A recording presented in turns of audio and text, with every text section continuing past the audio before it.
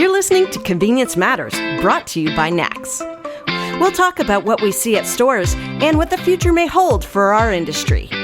Customer experience is one of the biggest phrases that you hear in our industry today, and it's for good reason.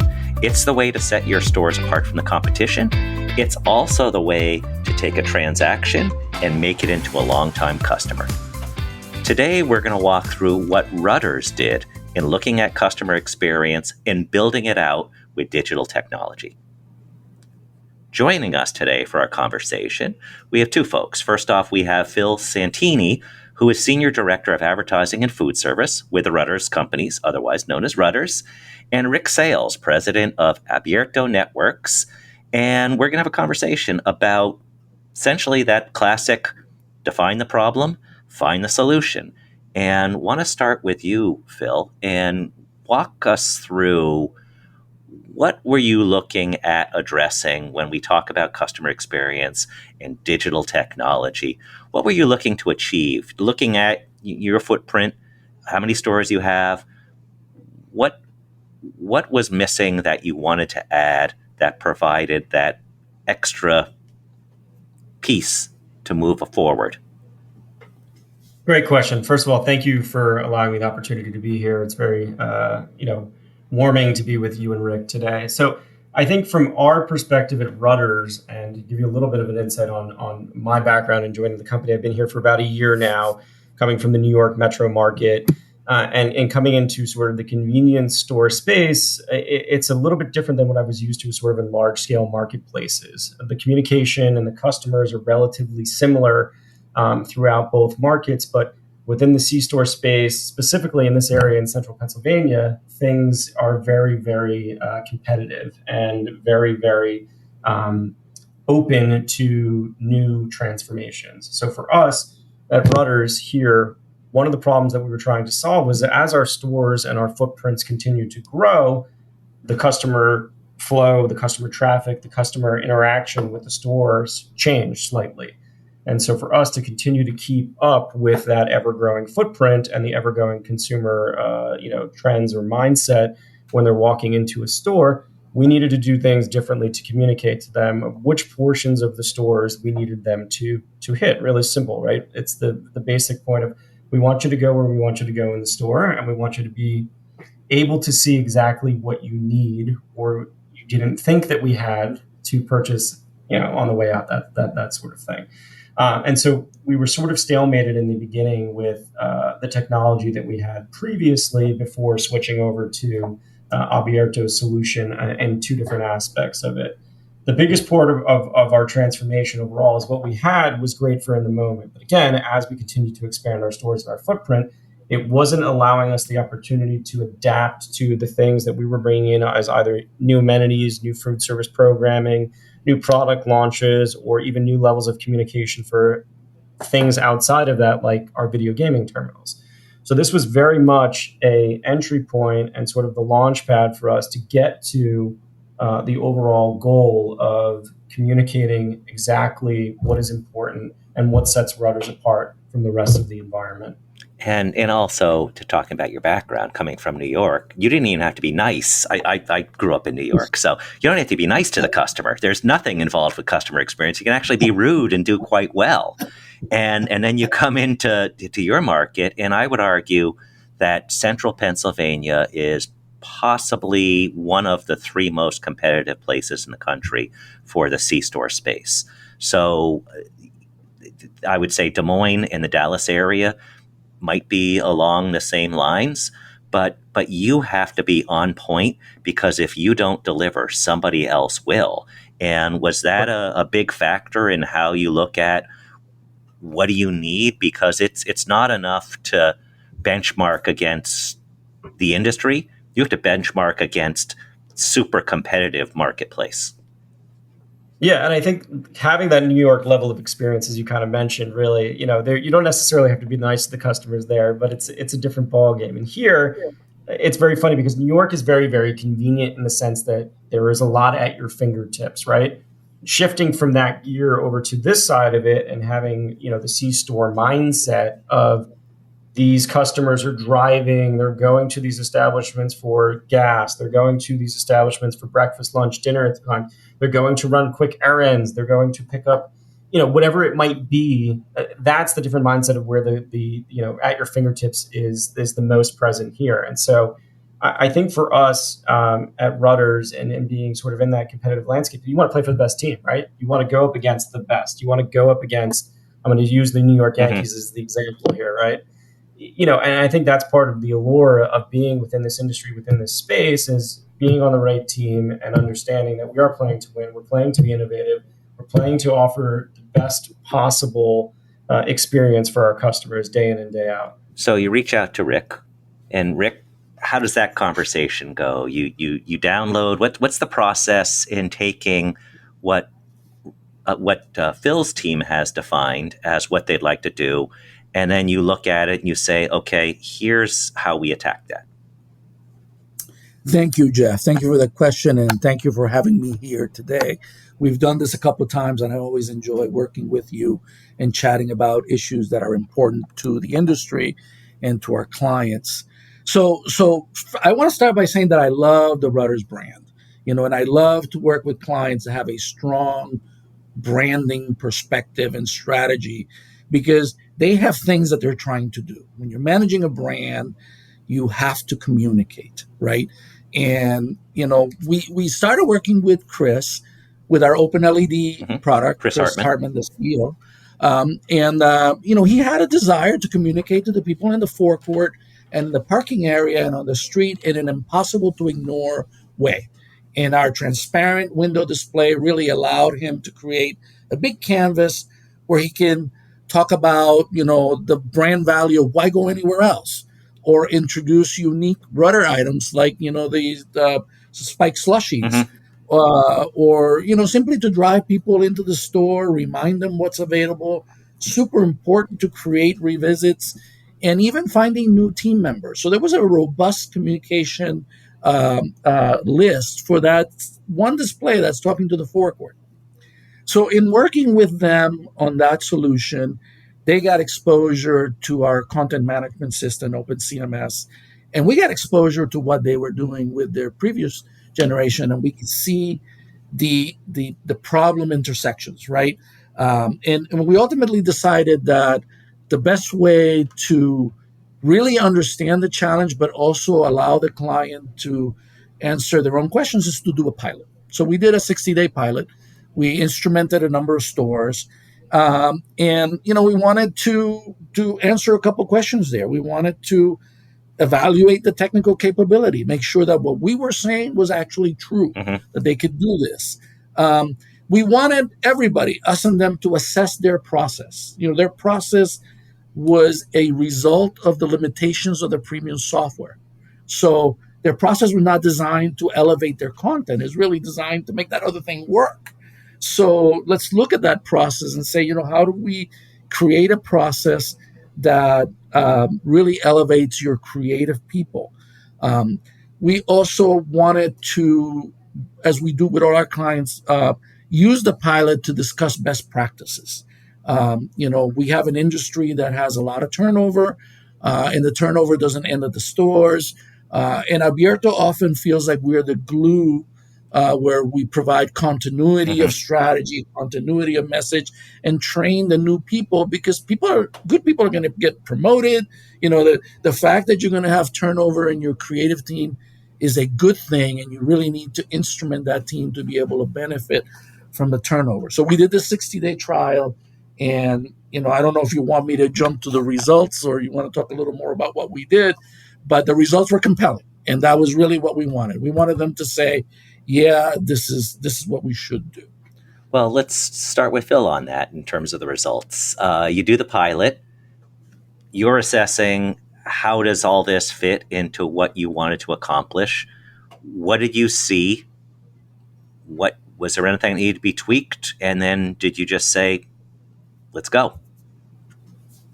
Yeah, that was basically the process. So we went through the 60-day trial period over here, and we communicated, a variety of messages that we thought were compelling enough to drive that traffic either into the store or at least have an understanding of the capabilities of either what we have to offer from a food service program, from a convenience perspective, or from a fuel offering. And one of the things we noticed was a minor tweak of, okay, we have to have this lettering over here or this lettering over there. It doesn't necessarily depict from our design standpoint, so it helps us be a little bit more consistent in the way that we're putting it out there.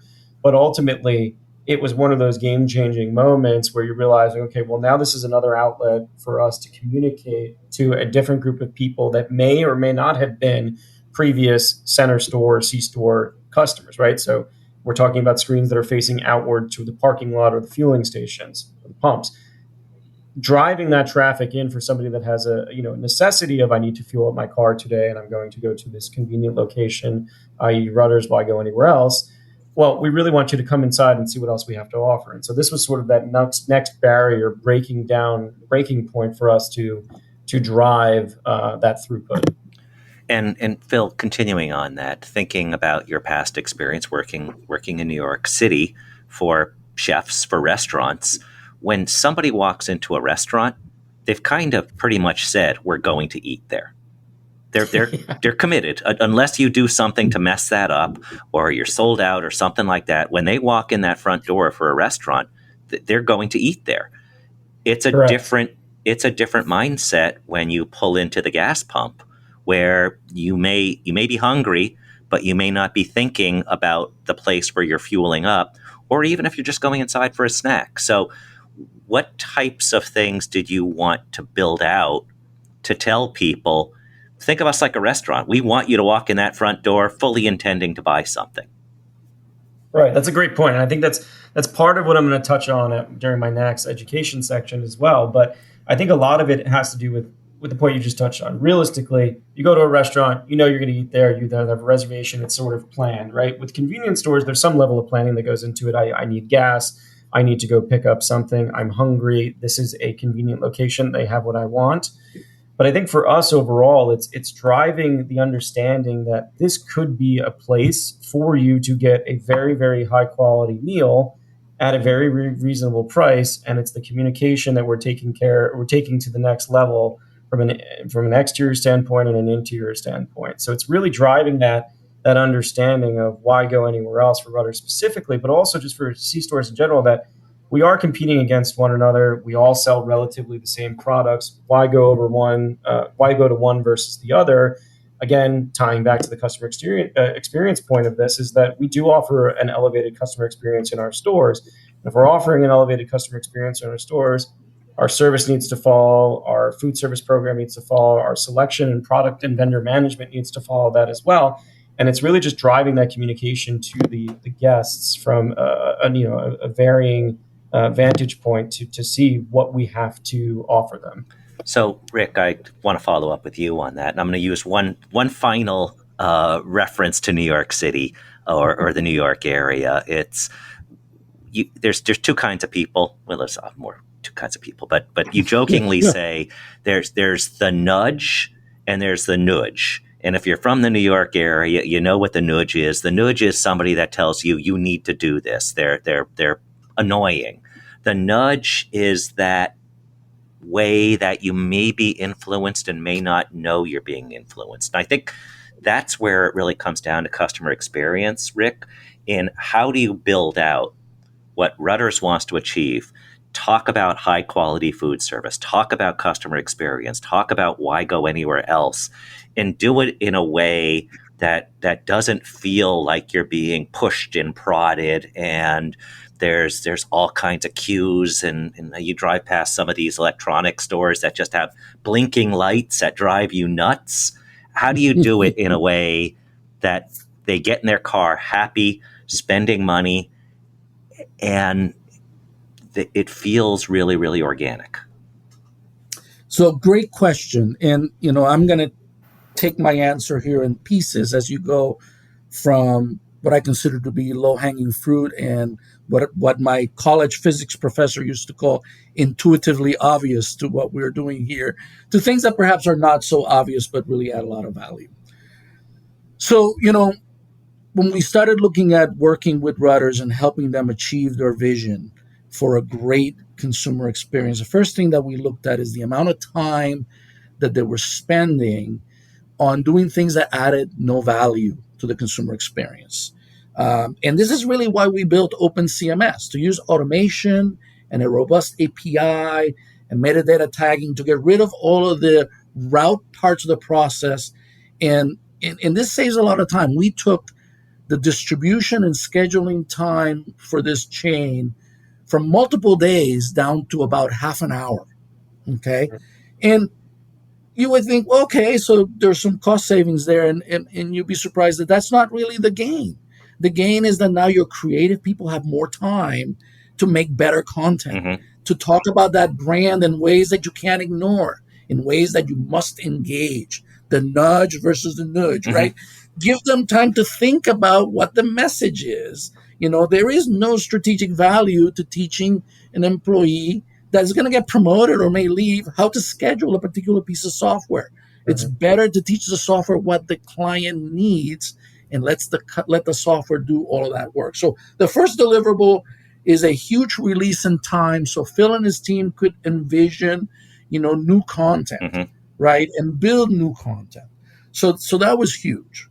The second thing, as we move over the low-hanging fruit and level of complexity, was, I often equate screens that are not working, whether they're dark or whether they're not playing the right content or in a multi-screen presentation, which these guys have a lot of multi-screen presentations, something that's out of sync. It's almost as bad as a dirty bathroom. When it comes to your brand, it affects how the consumer thinks about your brand, and it colors whether they view you as somebody that cares. If you don't care to clean the bathroom or fix a TV, how much do you care about my burger, right? I mean, it's some things that people perhaps don't articulate them that way in their brain, but in the background, they are thinking that way and assessing the brand in that way. And we understood that the solution that they had before had limited ability to give them proper response time. Response time to on-site problems was measured in hours. And if there was something else going on, or there was, a really storm that went by and affected a lot of storms, it could be days. Today, response times is in minutes. And generally the Abierto help desk in our device manager platform has identified a problem before the Rutter's help desk has focused on it. And send them a notification that the problem has been resolved, because it's also been built to resolve these problems remotely and not bother the store manager, not require the technician. So where the vast majority of the problems before required a dispatch, perhaps 5% of the problems now required a dispatch. And most of it gets resolved in minutes, gets resolved remotely. And both the Abierto and the Rutter's help desk have this command and control visibility that's real time. So that was another word, meat and potatoes deliverable from Abierto. We're going to save you time and creative. We're going to guarantee your uptime and make your tech support people more efficient. And then finally, how do you, and this helps the consumer experience, it helps the engagement. Finally, best practices for content creation, right? If you go to a Rutter store, there's an average of 10 to 13 displays per store. There's 80 stores, a lot of displays. And they're organized in 2-screen video walls, 3-screen video walls, 4 and 5-screen video walls. And managing screens together is difficult. Creating content for large palettes like that is also challenging. So our creative team, part of Abierto's brand is we're your convenience partner. And that's not just about selling you software. That's about bringing knowledge to you and say, hey, you want to create a better video wall? Let's do this. You want to build traffic from outside? Let's change the content like this here on the open LED display that you're building. But also things like our people are experts on Adobe Professional. And we can do scripting language. So we can take Rutter's team and say, here is some Adobe programming that will basically guarantee that all the settings on your content creation software are correct and consistent. If you think about the experience that designers have had over time, they may have been trained on the job. They may have their own versions of how do you set up this software. Whether you're using Adobe or whether you use Canva, there are best practices on how to set up the software to build a large content piece, to build an animated piece. So we brought that to the table, and added to that our ability to make very demanding animated content, which most retailers have great designers that are mostly static designers because they're doing posters and things for the internet. They have a wide range of creation needs, and animation and visual motion as a way of driving behavior. It's kind of a specialized skill set, and you don't need it all the time, but when you need it, boy, it's great that you have it. So those are three, I think, meat and potatoes deliverables that Abierto said. We understand what you're trying to do. We buy into the fact that you can do it because you have a strong brand, a strong creative. Let's just put the technology behind it to make it work, to make it reliable, to make it manageable. And then let's start working on growing your skill set, growing your vision for what's possible, bringing new ideas. We have some new ideas that we probably can't talk about on this call, but bringing some new things that will really raise the experience, and people will live the idea that why go anywhere else? And I encourage you, if you go to a Rutter's, you go to their restroom and you find why go anywhere else in the restroom? Because even in the restroom, that there's a reason why you don't want to go anywhere else. And I love that they're really clear with their brand, and I'm really honored to have had the opportunity to receive the trust to be able to participate in the conversation, and really proud of my team that have really brought value to Rutters. And so Phil, I don't want to put words in your mouth, but obviously I'm very proud of what we did, and I hope that you agree, that you feel that this was really valuable to your process. I think absolutely. I mean, you hit it on the head with this being a partnership and guiding through this experience, and changing sort of the status quo to an elevated path forward and a strategy versus just this is what we need to do to communicate to our customers is, again, to use your phrase, the meat and potatoes of this too, right? Touching a little bit back on what you said earlier about the efficiency standpoint. I mean, again, we did things a very specific way with the understanding that this was a way that we were doing it. We want to do something better. How do we do that? And that's where the solution based with Abierto and the partnership that we had kind of took off as well. So through the tests and then ultimately just what we're doing and implementing in all of our stores right now, it's a fantastic solution for us to be able to, again, take this to the next level. The time savings from either the creative standpoint and just in general from the maintenance or work order standpoint is hours that you wouldn't have calculated unless you were talking about it here, right? You don't think about it when you're in your day-to-day, but now that we have an opportunity to look at the solution and say this is actually a better offering for our customer and for that customer experience, then why not, right?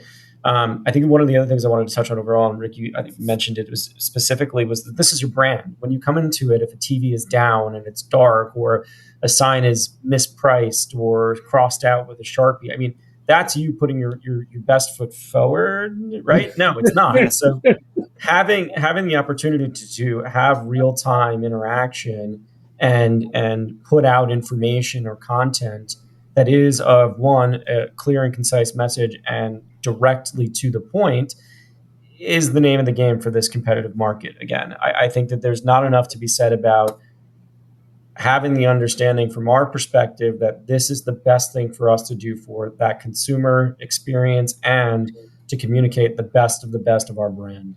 I want to just spend a minute or so on the word partnership. I've heard that come up over and over again in the last few minutes. And we all have vendors. We all have partners that we work with. Sometimes, the phone rings, you see who it is, and it's like, oh, they're calling. And then there's others, and from my experience, that the best ones are, hey, I just went to a convenience store and I took a picture of this. What do you think? And it has nothing to do with how we work together, but it has everything to do with how we work together because they feel like they're part of staff. They feel like they're partners, and they feel like they're on the payroll. They feel like they're staff people because they're finding solutions for you that may not even involve them, but that's where you want to be because things are so competitive now things are changing so fast. You need to adapt. You need to do all this. And when you have a true partner, you're just multiplying what you have as resources in front of you. I think you couldn't have said it better. I always looked at it that way, and I'll give a shout out to Rick and his team as being one of, and I've told you this, Rick, previously, so being one of the easiest vendors to work with because of the communication, and your team is great, but there's a lot of ideas that are passing through, and we're always working towards that goal of, we have a problem, we're trying to solve it. How can we improve it? How can we fine tooth this? That everything is in that direction when we have these conversations. And their team is passionate about it, just like ours here at Rutter's, about putting out, again, the best content and the best product. I think overall, when we do find these people that you work with, and there's a lot of them within the industries that you actually enjoy working with, well, then you can go on and do creative and great things. And I think it was sort of the perfect storm of the team that we had in position here, me coming in, having the test, and then running through and seeing the capabilities of the future, and then ultimately the communication and how that's going to change as the C-stores evolve, right? I mean, 50 years ago, I wasn't alive then, but I've heard stories about the convenience stores that we've known in the past and what they're coming now. Now we're looking at building these very, very large, intricate, high-tech stores to speak to a very specific consumer. Mm-hmm. So following that and really having a partner like the Abierto team and Rick is really where you want to position yourself. And let me add to that, because I think partnership is a two-way street, right? And, I think that when we look at customers, I've said before that if you look at your on-premise experience as a cost, you're going to work to minimize that cost. If you look at your on-premise experience as an investment, you're going to work to get a return on that investment. And when we look at it that way, we want you to get a return on the investment. We work with a lot of brands, a lot of great brands, and every brand is different. Every brand wants to do something else. So part of our partnership is to embrace the brand, to be a brand fan, to understand what the brand is trying to do. But similarly, and I joke with my salespeople, when you talk to the customer's marketing team, if they spell marketing MICKEYMOUSE, you need to run, because that client perhaps is not ready to really evaluate the issues and is going to look at this as a cost and find ways of minimizing, instead of doing what Rutters and other clients I've done of saying, hey, how do I use this to create an experience that is going to give me a loyal client, is going to give me a revisit, is going to allow me to focus people on my new products, and is really going to create an experience that is consistent with my brand message of why go anywhere else, or whatever the brand message is for another company. We value those clients that have that view of partnership and have that marketing competence are clients where we can go very far with. And I tell my people, it's not a sprint, it's a marathon. Okay. You need to know them. You need to embrace the brand. We have to be part of their team. That is success. An order is not success. Being part of their team, that's success. So Abierto means open. And of course, it fits in our industry because oftentimes we're the only ones open. Open also means open to finding solutions that are customized, as opposed to something that you take off the shelf and you say it works for somebody else, therefore it will work for you. And I guess that's a nice dual meaning of the word open, where it's about finding partnerships that work together to make customers happy. And that's always a good day. Yeah, no, it truly means that. And, funny story, when I started the company and I proposed the name Abierto to the board, there was a lot of, gnashing of the teeth and hem-hawing about, what does this mean? Will people understand it?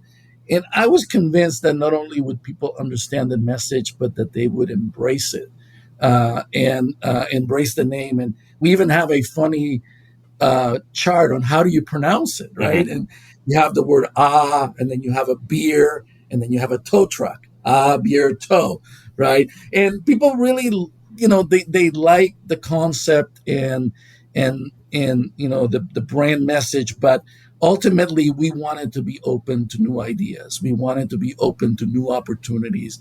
We wanted to be open to the ability to do more for the client than what we were doing today. And ultimately that was the selling point to the board and everybody else of why we should call this company Abierto, because one, no one will forget it, and two, everyone will embrace this idea of openness to the future. So, Rick, before people go and Google or type www Abierto, why don't you give them the correct spelling so they can find you, so they don't type it like tow truck or Right. So Abierto is spelled ABIE, I before E, ABIERTO. But you can find us on the network on a very shortened name of ab-net.us. So Abierto is at ab-net.us. That's our open platform website. And we have tabs there for all the different modules, lots of store photography and video, and just a nice resource for people to be able to visualize what they could do at their location. So ab-net.us is the destination. And if you're looking for me, you can also get me on LinkedIn as Rick Sales.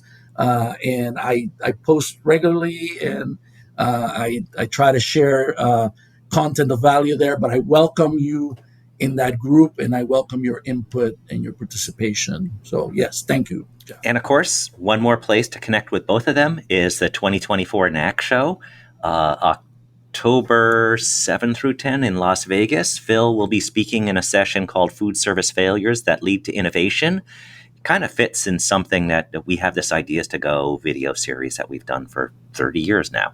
And we had jokingly said, we have ideas to go, we should have something called Ideas That Blow. And just really, really bad ideas, but what you learn from them. And it was amazing. CEOs just said, I got one for you. They got more excited about sharing the ideas that were bad that led to something good. So those interested in food service failures that lead to innovation, it's just a renamed version of what we've talked about that people really think is an awesome way to look at how you get at innovation. Also, Rick will be exhibiting at the NAC show, and you will be in booth C, as in C, 6303. So we'll see you both at the NAC show, and we really appreciate your time with us today. Thank you, Jeff, and thank you, Phil. Yeah, thank you both. This was great. Very excited for it, and looking forward to the NAC show as well. We all are, and we'll see you there, and we'll see you next week on Convenience Matters. Convenience Matters is brought to you by NACS and produced in partnership with Human Factor. For more information, visit convenience.org.